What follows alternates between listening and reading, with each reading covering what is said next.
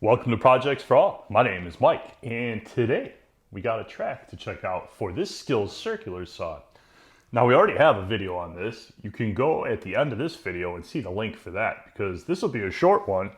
We're literally just going to check out the track that just came out and see if it's a worthwhile thing to purchase. If you're thinking about buying this saw or you already have it, getting a track for it to make it more accurate and easier to make straight cuts might make sense.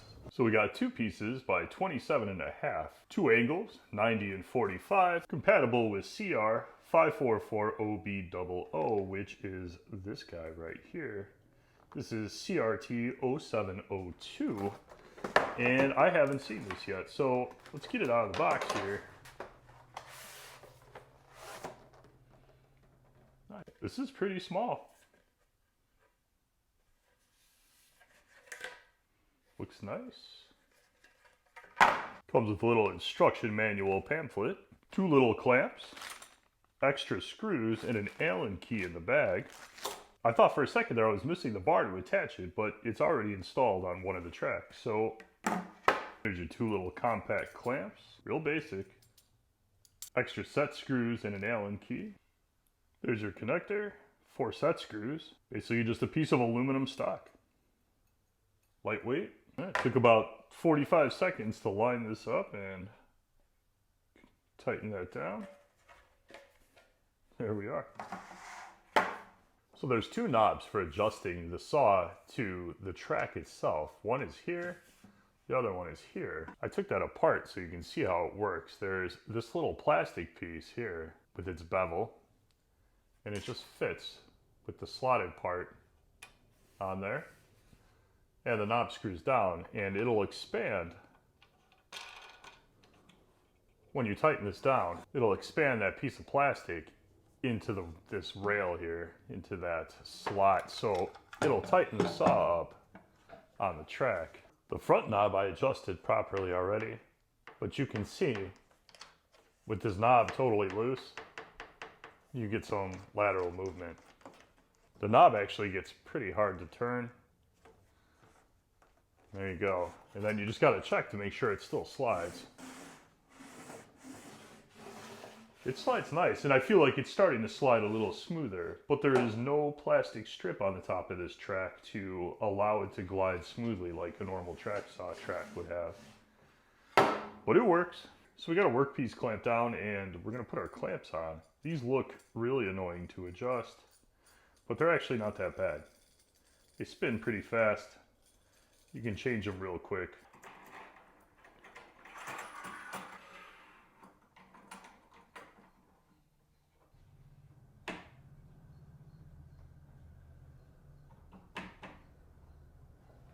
All right, so the saw is adjusted to the track. The track is clamped to the table. We're going to lower our blade so it's about a tooth below this plastic strip here, and then I'm going to bed it in by cutting it all the way through for the first time, and we'll trim this to fit the saw.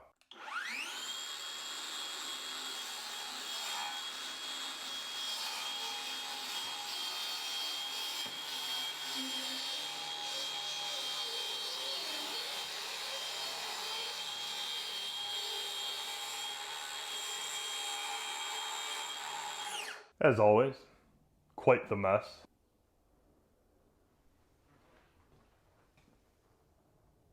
I flipped this around. This is the shorter 45 side, and let's bed in the 45 side since we already made a mess.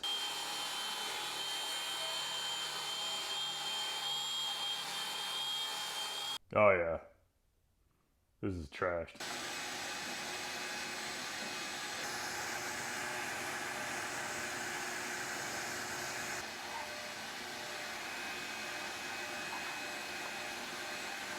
So let's cut the end off this 1/2 inch piece of plywood. Workpiece is clamped to the table, and this is clamped to the workpiece. We're right on our cut line.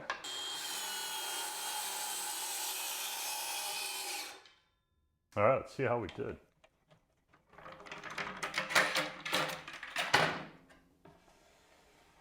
Beautiful. 60 tooth fine finish blade makes a difference. Spot on perfect. Beautiful.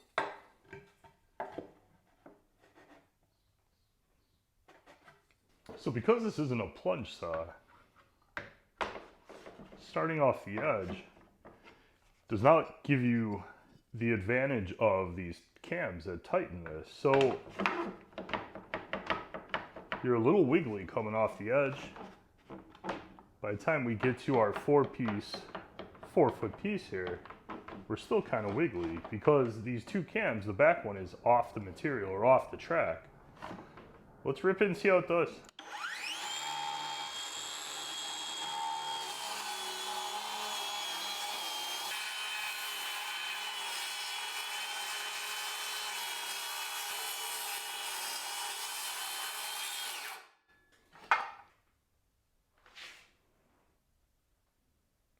Works just fine. You do get a little squirrely on the end though,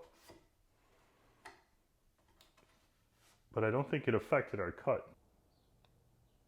For a quick budget solution, it does pretty good, I think. Not bad. Yeah, Home Depot, not half bad. So what about this 12-inch wide pine board? Sure, you got to take a little extra time and clamp things down. I have just one little track here, 27.5 inches, but that makes it very manageable. So instead of having the big full-size tracks from a track saw, you just have this little track, and I think it's going to be real easy to do quick, fast stuff like this with less fooling around.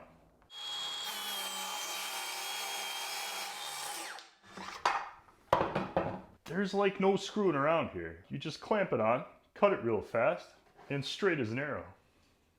As square as you can get in just a few seconds. That 60-tooth fine finish blade, not bad, man. I mean, it's a total crap piece of wood, but you get fairly good results from a 7 1/4 standard $20 fine finish blade.